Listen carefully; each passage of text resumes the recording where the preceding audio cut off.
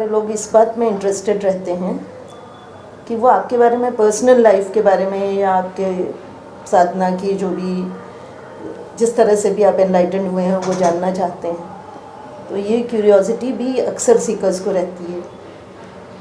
इसके बारे में कुछ कहेंगे? देखिए, क्यूरियोसिटी बेशक हो सकती है, लेकिन मेरा ये कहना है कि पर्सनल लाइफ के बारे में जानने का कोई औचित्य नहीं है। पर्सनल लाइफ तो सबकी एक ही जैसी होती है, चाहे वो कोई मास्टर हो, कोई सीकर हो। पर्सनल लाइफ इंसान का पैदा होना, बढ़ना, उसका ज़िंदगी के उतार चढ़ाव से गुजरना, वो सब तो एक जैसा है। हमको देखना है उसका इल्यूमिनेशन, उसकी अवेकनिंग, उसकी टीचिंग। और वो टीचिंग तुम्हारे जीवन में क्या काम करती है या नहीं करती है, वो मायने रखता है।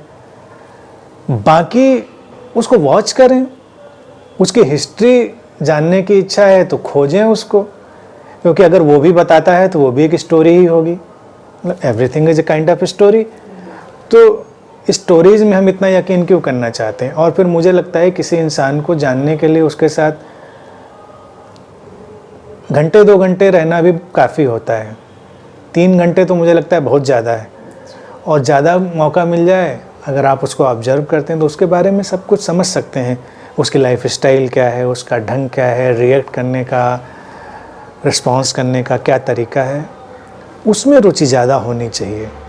बाकी चीज़ों में तो नहीं, हमें ये लगता है कि ये क्यूरियोसिटी क्यों होती है, इसके पीछे भी मैं क्यों जानना चाह रही हूँ कि कुछ लोगों को ये लगता है ना कि जब पता चलता है कि अच्छा हमारी भी संभावना है, क्योंकि वो हमेशा एक मास्टर को या एनलाइटेंड पर्सन को कुछ अपने से बहुत फ़र्क देखता है।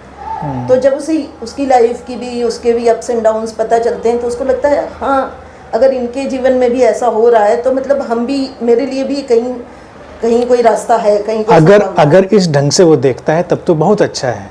लेकिन आप अगर गौर से देखिए, वो इस ढंग से नहीं देखना चाहता है। ज़्यादातर लोग वो देखना चाहते हैं जो समाज में चल रहा है प्रचलित, कि उसका जो जीवन होगा या उसका बचपन होगा वो बड़ा चमत्कारिक, मिरेकुलस होगा, पैदा होते ही कुछ चमत्कारिक घटनाएं घटी होंगी, उसके तरीके बड़े फ़र्क होंगे। ये उसकी सोच में ज़्यादा मैं समझता हूँ। मैंने तो शुरू से आर्डेंडीनेस को ही लोगों के सामने रखा, इसीलिए मैं किस्से नहीं बताता। बचपन के किस्से क्या बताएं और किस्से क्या बताएं। मेरा कहना है जैसे तुम पैदा हुए वैसे मैं पैदा हुआ, जैसे तुमने पढ़ाई करी वैसे मैंने पढ़ाई करी, जैसे तुम आगे बढ़े वैसे मैं बढ़ा। तो कोई अंतर नहीं है। अंतर तो जो कॉन्शियसनेस में एक अवेकनिंग की तरह से हुआ, बस उसको देखो।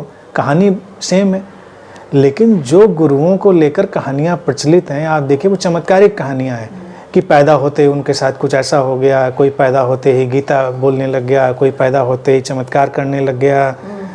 कुछ अनोखी घटनाएं, और वही तो दूर करती हैं।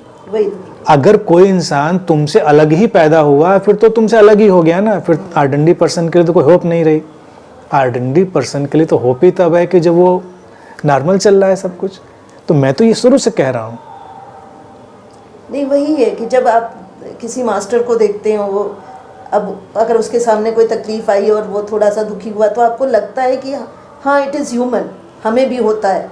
तब भी ये व्यक्ति जागा हुआ है। या वो क्रोध कभी दिख गया तो आपको ये भी पता है कि भाई वो क्रोध भी कर सकता है, लेकिन उसके पीछे कैसे कर रहा है, किस समझ से कर रहा है, वो एक अलग बात है। लेकिन वो अपने को आइडेंटिफाई कर पाता है कि हाँ भाई चलो ये भी नेचुरल है। नहीं तो हम लोग अपनी हीन भावना से इतने ग्रसित, हमको गुस्सा आता है, हम इतने खराब हैं, हमारे में ये बुराई है, हमारे में वो बुराई है। देखिए, अवेकनिंग भी दिखती है। जैसे देखिए प्रेम दिखता है, इसमें कोई लोगों को डाउट नहीं होगा, कोई संशय नहीं होगा कि अगर कोई प्रेम पूर्ण है हमारे प्रति तो हमको वो नहीं दिखेगा। हमको दिखता है, हमारे आसपास हमारे लव्ड वन हैं, वो प्रेम पूर्ण, हमको ये बात तो पता ही होती है। उसके बावजूद वो हमको डांटते भी हैं, वो हमको हमारे साथ बहस भी कर सकते हैं, तमाम तरह के उतार चढ़ाव होते हैं, लेकिन उससे वो जो सेंट्रल फीलिंग है प्रेम की, वो कभी भी अफेक्टेड नहीं होती। इसी तरह से मैं समझता हूँ प्रेम की तरह से ये अवेकनिंग की भावदशा भी है, वो भी दिखती है। यानी कि वो शांति की तौर से रिफ्लेक्ट होती है इन ए फॉर्म ऑफ पीस।